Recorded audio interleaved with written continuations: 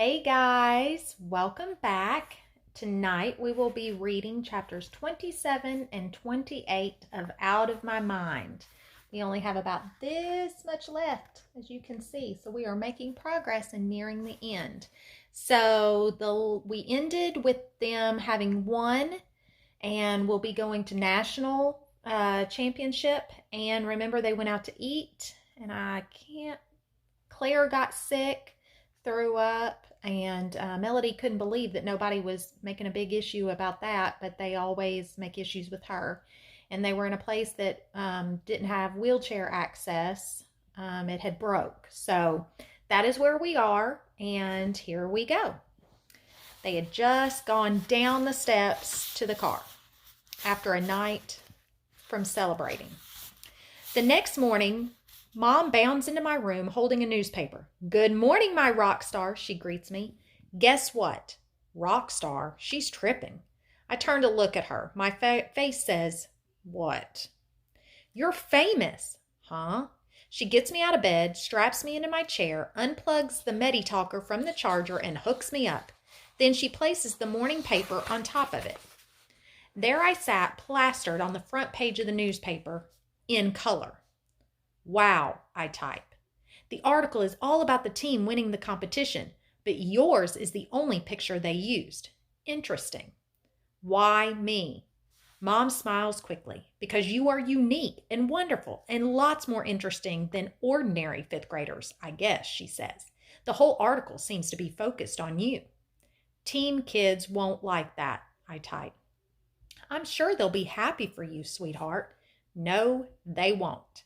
Here, listen to this." She reads me the article. "Spalding Street Elementary's talented academic team of 5th and 6th graders won the local Whiz Kids quiz competition last night by a score of 86 to 85. With stunning skill and knowledge, they answered questions far above their grade level to defeat 7 other teams." "Makes us sound smart," I type. "And so you are," Mom replies. "Math questions make me sweat. I get clammy under the arms just thinking about them." Mom continues, "Ooh, here's the part about you. Listen to this. One outstanding member of the Spalding team is Melody Brooks, an 11-year-old who has been diagnosed with cerebral palsy. In spite of her physical challenges, Melody's quick and capable mental abilities were able to shine as she led her team to victory." "They will hate me," I type glumly. Butterscotch, who still sleeps in my room, nuzzles my hand. She always seems to know how I feel, but it doesn't help this time. "Oh, don't exaggerate. I think it's a lovely article, and your friends should be proud." "You don't get it." Mom ignores me and proceeds to get me ready for school. 2 blue t-shirts, one to wear and one to pack, just in case. 2 pairs of pants. She never picks out jeans. I decide not to argue. I have a feeling it is not going to be a good day. "What a great photo of you. I'm going to make sure I get extra copies of the paper," she chatters cheerfully as she tugs on my socks before putting on my sneakers. "I've got to make sure everybody at work sees this." Dad has finished dressing Penny, so he brings her into my room. When Penny notices my picture in the paper, she drops Doodle and shouts, "Dee Dee!" She picks up the paper and kisses it. I bet I won't get many reactions like that at school today. Dad leans over and gives me a kiss on the cheek. "I'm so proud I could pop," he said softly. "I love you, Melody."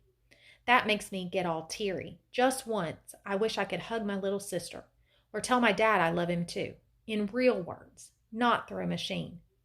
The reaction at school today is just what I expected. Words float out of lips that say nice things to me, but eyes tell the truth. The eyes are cold, as if I had beat the reporter over the head and forced her to print that picture of me. Even Rose acts distant. "Nice picture of you in the paper, Melody," she says. "Thanks. Should have been all of us." "I think so too," Rose replies. I just sigh. I can't do anything right. I don't want to be all that. I just want to be like everybody else. When we get to Mr. Deming's class, he strides in wearing another brand new suit. There must have been a 2-for-1 sale and a brand new smile. He looks like he might explode with happiness. He carries a stack of the morning newspaper with him. "I didn't sleep at all last night," he admits to us. "I'm just so very proud of our team and our school." He pauses while the class cheers for the quiz team. Rose, Molly, and Claire smile happily. Connor and Rodney take bows. A few kids even turn around and look at me with a smile. Do we get free pizza or something? Connor blurts out. Absolutely, Mr. Deming replies. The principal has declared that next Friday is quiz team day, and the entire school is being treated to free pizzas and sodas. More cheers from the class. Connor looks really pleased. Mr. Deming continues, and I want to give a special shout out to Melody, who really helped us secure our victory. Let's give her a special round of applause. He begins the clapping and the class joins in, but it seems more polite than sincere. I guess I'm not as cool as free pizza. Who saw the 11 o'clock news last night? Mr. D asked, still beaming. About half the kids raised their hands. I had missed it. I had fallen asleep exhausted after we'd gotten home. I taped it and TiVoed it and put it up on MySpace, he tells us excitedly. But now we must get back to regular class activities. He sounds disappointed. But how do we get ready for Washington, Rose asks, obviously not ready to let him do that. Teachers are so easily distracted. I knew he'd bite on that one.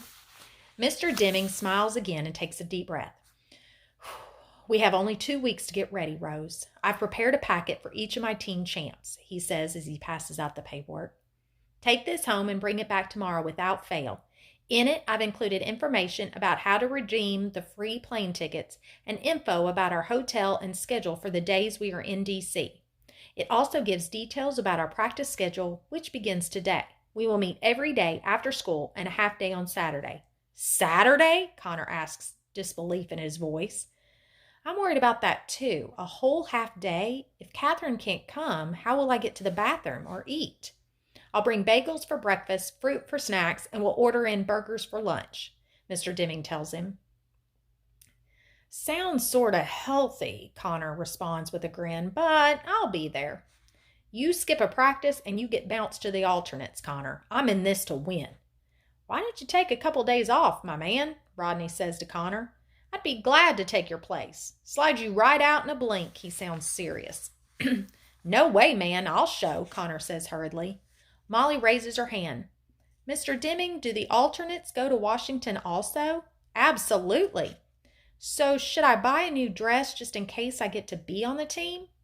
That's up to you, Molly, the teacher replies. Claire raises her hand then.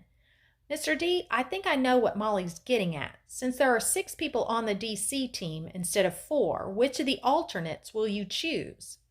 We will use a point system, he replies. The students with the 6 highest scores from all our preliminary rounds will make the final TV team. Sound fair?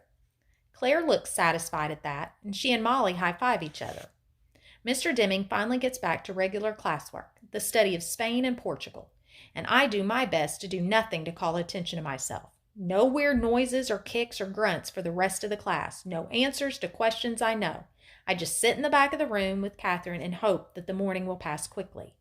I spend the afternoon in room H5, where we watch Tom and Jerry cartoons for 3 hours. Can you believe it? After school, Catherine feeds me a pudding cup and some juice just before it's time to go to Mr. Deming's room for our first practice. She frowns as I finish my last sip of juice. What's bugging you, Melody? She asks. You should be on top of the world, but you're acting like somebody just popped you in the nose. They don't want me on the team, I type. That's ridiculous. You were the star last night. That's the problem. Without you, they would not have won. They're scared of me, I try to explain. They think I look funny. You never let that bother you before, she counters. It's hard to put my feelings into words that will come out right on my talker. I know the other kids are uncomfortable with me on the team. There's no other way to put it. My presence was cute at first. Maybe okay for a local competition. But for the big game on national television, that's different. I'll make them stand out, and not in a good way. I start typing again. I make them look, I hesitate, then type in, weird. You're the smartest person on the team, Catherine explains. I drool. So pack a box of tissues. I make funny noises. And Connor farts sometimes. I have to smile at that. No more of this feeling sorry for yourself, young lady. Let's get down to Mr. D's room and kick some butt. Okay, let's go, I type. We roll down to the room and I hold my head high. Well, at least as high as I can when it's wobbling around. Nobody says anything about the newspaper article, and the practice goes on as usual. I answer most of the questions correctly, and by the time Mom picks me up, I feel a little better. But I do notice Rose and Claire and Molly whispering together as I leave. It could be about a new music video or a shopping trip to the mall, or it could be about me. Chapter 28. How can they expect us to get ready in such a short time? Crazy. Plane tickets and permission slips, paperwork and practice. Practice every day for close to 2 weeks. Study every evening with Mrs. V. Words, cities, states, countries, capitals, oceans, rivers, colors, diseases, weather, numbers, dates, animals, kings, queens, birds, insects, wars, presidents, planets, authors, generals, laws, quotations, measurements, equations, definitions. My head has been spinning nonstop with facts and figures. But I'm ready now. Our team is ready. Mr. D kept his promise. The 6 highest scores from all our practice rounds were announced at the last practice session a few days ago. Of course, just like the other kids, I had been keeping a mental tally of everybody's points, so I was pretty sure I'd be one of the on-air contestants, not an alternate. Mr. Deming almost glowed with anticipation as he made the announcement. He paced nervously. A little more, and the man would be dancing. "Here we go," he said. "I feel like I need a drum roll or something." "Read the list, please," Connor shouted impatiently. Mr. Deming said slowly, "The 6 members of the Championship Spalding Street Elementary School quiz team are."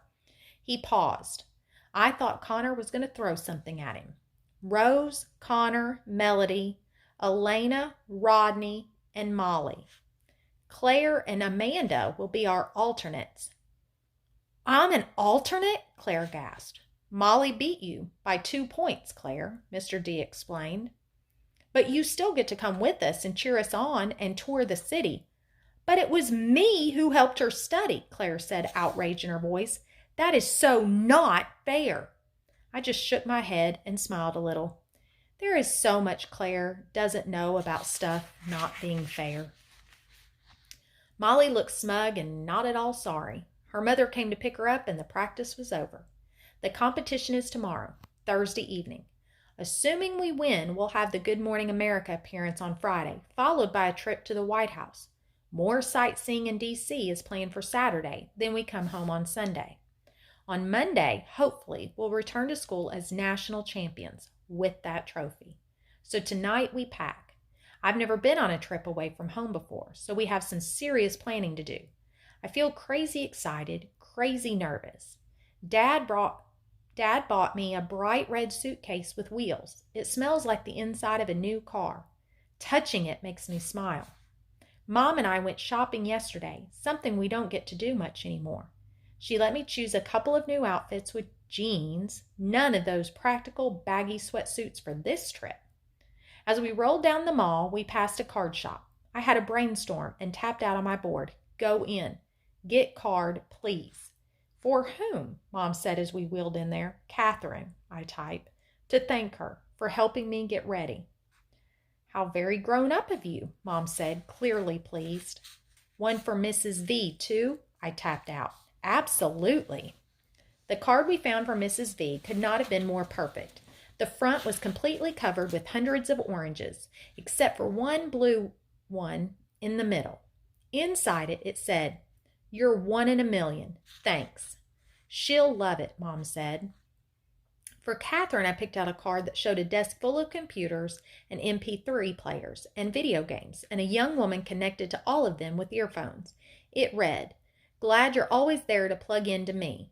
Thanks for all you do." "You couldn't have designed those better yourself," Mom said as she paid for the cards.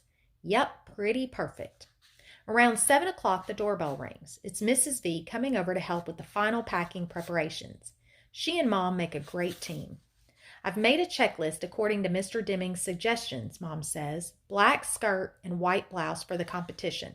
"Check," Mrs. V says as she neatly folds those 2 pieces into my suitcase. "Check," Penny mimics. "Extra white blouse, just in case," Mom says. "Great idea," Mrs. V replies, nodding. Mom carefully folds in 2 more shirts and my favorite pair of jeans. Comfortable outfits for sightseeing in Washington, Spending money for souvenirs, sunglasses, camera. Check, check, check, Mrs. V repeats. Pajamas, toothbrush, deodorant, hair clips. All there. A warm jacket. No telling what this March weather will do. Check, Penny cries. Power pack from MediTalker, extra batteries, tissues, and wipes. Got it. Umbrella? For you or for Melody? Mrs. V asks with a laugh. Do you have your bag packed? Yeah, I'm just about ready. I'm nervous too, Mom pauses. You're the best, Violet. I know Penny will be safe with you while we're gone. And butterscotch, I interrupt. They both laugh. Mom continues. Frankly, without you, there is no way that Melody would be packing for this trip. Get card, Mom, I type. I reach my hand to the side, but I can barely touch the edge of my book bag hanging on my chair. Mom reaches into the bag, pulls out the envelope, and sets it on my tray. I push it toward Mrs. V. She opens it, reads it, then squeezes me so hard I can hardly catch my breath. This one goes on my refrigerator door, she says quietly. I want to look at it every single day. She busies herself then with dusting off a pair of my shoes that have never taken a step. I'm a little scared, I admit. Nonsense, Mellow, Mrs. V tells me. I fully expect to see you on Good Morning America with that 10-foot-high trophy. That would be awesome, I type. Now tell me once more, Mrs. V says to Mom, what time does the plane leave tomorrow? Penny, take Melody's underwear off your head, you silly girl. Mom checks her papers. Plane leaves at noon. That means we should leave here no later than 9, get to the airport by 10, get all checked in, make sure her wheelchair is properly taken care of and such. Then we can relax until it's time to board the plane. Mrs. V scratches her head. I wonder why they chose the noon flight. That will get you into Washington around 2. The competition starts at 7. That's cutting it a little close. Mr. Deming told us the hotel had a late check-in policy. The TV studio is just across the street from the hotel, so we'll be fine. As Mom closes and zips my suitcase, I feel tears come into my eyes. I can't believe this is happening. In just one day, I will be in Washington, D.C., on national television. I pray I won't screw up. I want to call Rose and see if she's nervous too. I want to ask her what she'll wear to the White House. Suppose we get to meet the First Lady. Now, that would be the bomb. I want to know if we'll be sitting next to each other on the plane. I want to be like all the other girls. I don't sleep well that night. In the morning, Mom gets me bathed and dressed and fed in record time while Dad gets Penny ready. Go see plane? She asks repeatedly. Fly! Whee! Dad says as he flies her around the room in his arms. She loves it. We head outside and Mrs. V hurries over, camera in hand. She snaps pictures of me getting strapped in, my suitcase being loaded, and my brave and hopeful victory smile. Then she does it all over again with Dad's camcorder. No, we'll never be able to forget this morning. Penny darts about, chasing butterscotch, running in circles around the car, which has been washed and shined. Mom, dressed in a cool denim suit and, surprisingly, a pair of late-style Nikes, loads our bags in the car, and we're totally ready to go by 8:45. Dad takes Butterscotch back into the house and then locks the front door on his way out. All set? He asks. Let's do it, Mom yells. Even Penny can feel the excitement. She claps her hands, and I can't stop grinning. Even though I know we have plenty of time, I keep wanting Dad to drive faster. I'm so afraid that we'll miss the plane, or that we forgot my ticket, or that I'll throw up and we'll have to go back home. At the airport garage, we have no trouble finding a row of empty handicap parking spaces. We unload me, my chair, our bags, and Penny and Doodle. Mrs. V snaps more photos. It seems like hours, but in minutes we're at the check-in gate. Mrs. V pushes me. Mom carries Penny. Dad pulls a cart loaded with the luggage and Doodle. It's 10 o'clock on the dot. Hi, Mom says cheerfully to the uniformed lady at the desk. We're here to check in for the noon flight to Washington, D.C. She hands the lady our tickets. The noon flight? The woman replies with a frown. She types and clicks, purses her lips, then types some more. Finally, she looks up. I'm sorry, ma'am, but that flight has been canceled. We've had loads of cancellations today. A late winter snowstorm in the Northeast has caused backups all over. Canceled? My stomach starts to gurgle. Snow? Mom's voice sounds thick. But the weather here is sunny and clear. They've got 5 inches on the ground in Boston already, and more is predicted for this afternoon farther south. The FFA won't let planes take off in weather like that, so our whole system gets gummed up. Planes due to arrive here and then return eastward get canceled, meaning our afternoon flights can't depart. It's complicated. Sorry. The desk agent continues to type rapidly. She tells Mom, I can get you and your daughter on the next direct flight out, however. It leaves here at 7:23 p.m. and will get you into Washington at 9:07. The Weather Service has predicted that the storm system will have fizzled by then, so we can start getting folks where they need to be. Actually, tomorrow it will all be rain. My heart is thudding now. Would you like me to rebook you now? She smiles cheerfully. She doesn't get it. But the competition starts at 7, Mom mumbles weakly. Excuse me? I didn't hear you, the desk agent says. I can't breathe. Mom speaks a little louder. What about the rest of our group? We're traveling together, a group of school children, a quiz team actually.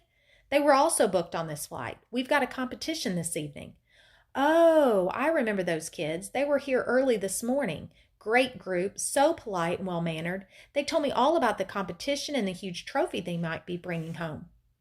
They came early? Mom croaks. It seems they all went to breakfast together, then came straight here. It's a good thing they did too, or they wouldn't have gotten out. Where are they? Mom asks. Oh, they got switched to the 9 o'clock flight, the last eastbound plane to get out before flights started getting canceled. They had to run down to the gate, but they made it just in time. I made sure of it. She looks down at her computer. Yes, that flight left about an hour ago. They're gone, Mom whispers. I feel like I'm going to choke. Are you and your family going to D.C. to cheer them on? The woman asks. She still doesn't get it. No, my daughter is on the team, Mom explains. We must get to Washington. Isn't there another flight, perhaps on another airline? The woman looks at me and blinks. She starts to ask, but then she catches herself, returns her gaze to the monitor, and begins typing furiously once more. I can hear her fingernails as they click on the keys. Dad places both hands on the ticket counter and leans in towards the agent. I've never seen him so angry. How could this happen? Shouldn't we have been notified that the flight was canceled? We try, sir, but it's not always possible, the lady replies, sounding truly sorry. We do always advise passengers to call ahead and check their flight status. But this was a trip of a lifetime. You can't possibly understand how important this is to my daughter. I squeeze my eyes shut. Stupid elevator music floats from the tiny airport speakers. I hear no beautiful colors. I smell no lovely aromas. All I can see is the darkness behind my eyeballs. I'm really, really sorry, sir, the lady says. What about a connecting flight? We must get her to Washington this afternoon. The woman types and clicks for what seems like hours. Finally, she looks up. There are no other flights to D.C. on any other carrier, sir, nonstop or otherwise. That weather system has grounded everything. There will be nothing until later this evening. I'm so sorry, she whispers. I open my eyes because they are filling with tears. Dad walks away from the ticket counter, his face scrunched into tight wrinkles. Then, without warning, he smashes his fist into the wall right next to where I'm sitting. I jerk my head up. I know that had to hurt. Oh, I shouldn't have done that, he admits, holding one fist in the other. But if I could have smashed my fist against a wall, I would have as well. Mrs. B looks from Dad to me. I don't understand how this could have happened either, she says to Mom. Shouldn't someone from the quiz team have called you? Her voice could crush bricks. The teacher, perhaps? Maybe there wasn't time, Mom said helplessly. At least that's what I hope. Surely they wouldn't have left her behind on purpose. I still have not taken one deep breath. I really do apologize, ma'am, the gate agent finally says. I've even checked airports in nearby cities. There are no flights out of the area until this evening. I have plenty of seats on our 7 o'clock flight if you'd like me to book you. No, thank you, Mom says quietly. It's too late. The entire airport feels like a vacuum to me. No sound, no voices, no air. Mom walks slowly towards me. I sit there in my new blue and white outfit with new matching tennis shoes, next to my new shiny red suitcase, feeling very, very stupid and angry. How could they do this to me? And helpless. I hate feeling like this, Like when I was little and got stuck on my back like a stupid turtle. There was nothing I could do. Nothing. How long does it take to drive to D.C.? Mrs. V asks. I don't even look up. I know the answer. 10 hours at the very least, Dad replies, his voice soft.